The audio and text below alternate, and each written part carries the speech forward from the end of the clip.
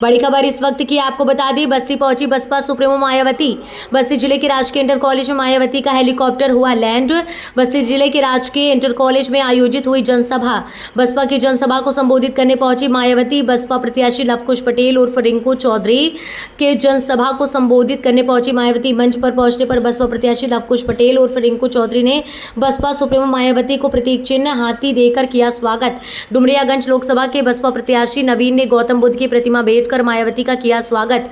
Baspa supremo Mayawati ने जनसभा को संबोधित किया।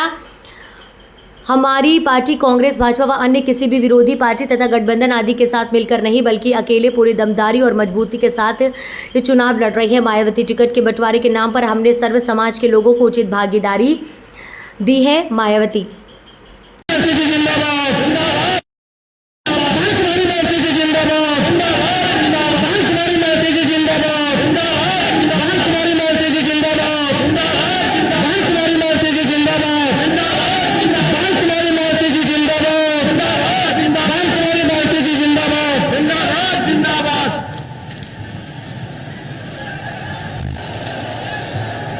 साथियों, बहुजन समाज पार्टी के तत्वाधान में मंडल बस्ती में, जनपद बस्ती में आयोजित चुनावी जनसभा के मुख्य अतिथि बहुजन समाज पार्टी के राष्ट्रीय अध्यक्ष, उत्तर प्रदेश जैसे विशाल राज्य की चार बार मुख्यमंत्री रही, सर्व समाज के न्याय पसंद लोगों की नेता, परम आदरणीय परम सम्मानित मान्य बहन कुमारी मायावती जी हम सबके बीच में आ चुकी हैं। मैं अपनी तरफ से, मंच के साथियों की तरफ से और इस जनसभा में उपस्थित समस्त लोगों की तरफ से परम आदरणीय परम सम्मानित मान्य बहन जी का बहुत बहुत हार्दिक स्वागत और अभिनंदन करता हूं। और ये चाहता हूं कि हमारे मंच पर उपस्थित लोग और आज इस विशाल जनसभा में आई हुई हमारी माताएं बहनें, हमारे नौजवान साथी, पिता तुल्य बुजुर्ग, मैं सबसे चाहूंगा कि वो अपने अपने स्थान पर खड़े होकर के और दोनों हाथ उठा करके जोरदार ताली बजा करके मान्य बहन जी का स्वागत करने का काम करें।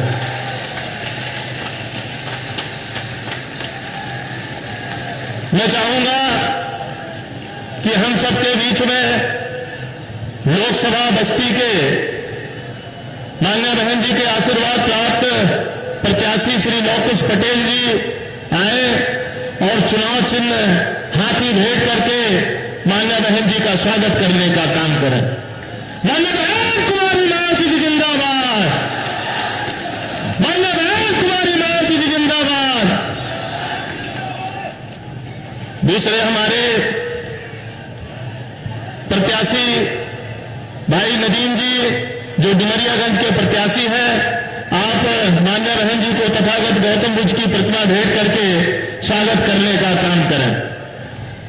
मान्य बहन कुमारी मायावती जी जिंदाबाद, मान्य बहन कुमारी मायावती जी जिंदाबाद। लोकसभा संत कबीर नगर के प्रत्याशी भाई श्री नदीम अशरफ जी और उनके भाई मोहम्मद दानिश जी, आप मान्य बहन जी को तथागत बुद्ध की प्रतिमा भेंट करके स्वागत करने का काम करें। मान्य बहन कुमारी मायावती जी जिंदाबाद, मान्य बहन कुमारी मायावती जी जिंदाबाद, बहुजन समाज पार्टी जिंदाबाद। साथियों, मैं निवेदन करूं मान्य बहन जी को हम सबको संबोधित करने के लिए, उससे पहले मैं चाहूंगा कि आप सब दोनों हाथ उठा करके मैं चाहूंगा कि आप सब दोनों हाथ उठा करके जोरदार नारा लगा करके मान्य बहन जी का स्वागत करने का काम करें। मान्य बहन कुमारी मायावती जी जिंदाबाद, मान्य बहन कुमारी मायावती जी जिंदाबाद। अब मैं बड़े ही आदर और सम्मान के साथ निवेदन करूंगा कि मान्य बहन जी पोडियम में आए और हम सबको संबोधित करने की कृपा करें। आदर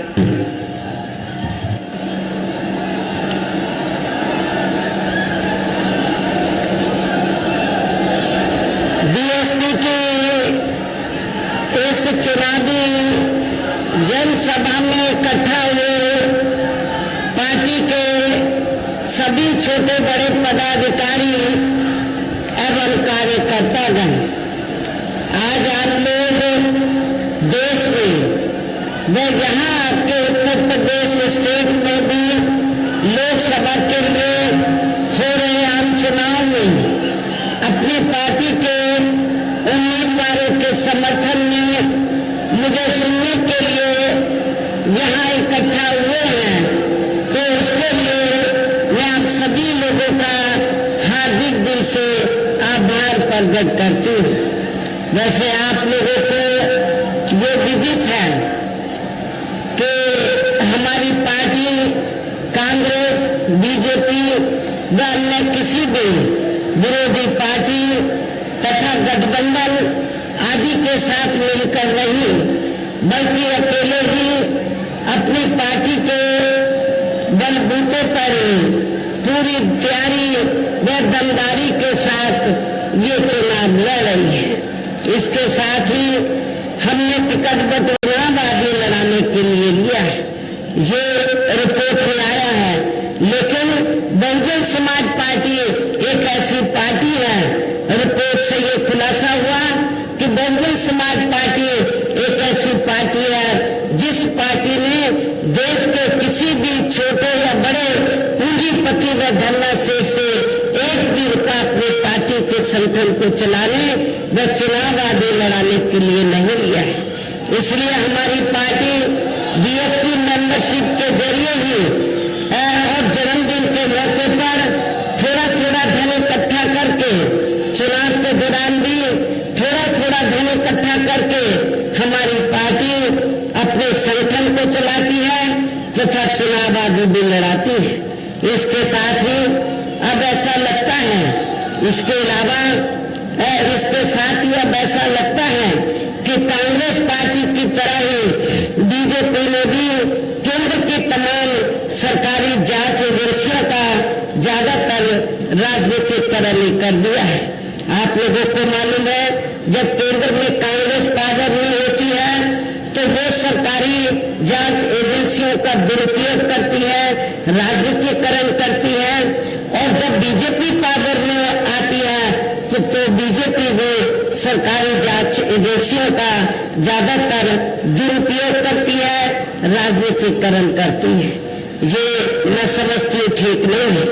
इसके अलावा देश के किसान वर्ग भी वर्तमान बीजेपी की सरकार में शुरू से ही अपनी विभिन्न समस्याओं को लेकर काफी ज्यादा दुखी व परेशान रहे हैं और अभी भी हैं। जबकि यूपी में 4 बार हमारी पार्टी की रही सरकार ने इनके हितों का भी हर स्तर पर विशेष ध्यान रखा है।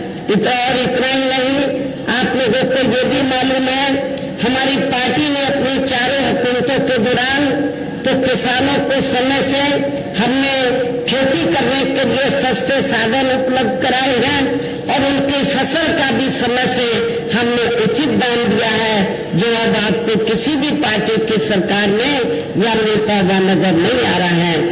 इतना ही नहीं, बल्कि केंद्र में पूर्व की रही कांग्रेसी सरकार की तरह ही वर्तमान भाजपा सरकार में भी इनकी जातिवादी, हीन, सांप्रदायिक एवं पूंजीवादी सोच व नीतियों के चलते ही पूरे देश में सर्व समाज में से खासकर गरीबों, दलितों, आदिवासियों, पिछड़े वर्गों, मुस्लिम एवं अन्य धार्मिक अल्पसंख्यक समाज के लोगों का भी पूर्ण रूप से विकास व उत्थान आदि नहीं हो सका है।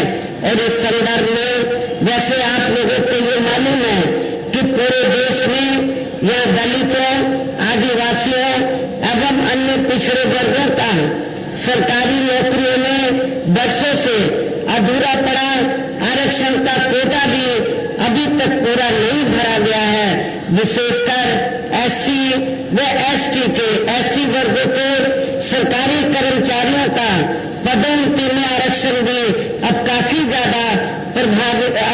हद तक प्रभावहीन बना दिया गया है। और आप लोगों को ये मालूम है, जब समाजवादी पार्टी सत्ता में थी तो समाजवादी पार्टी डीपी न्यूज, खबर सिर्फ सच की।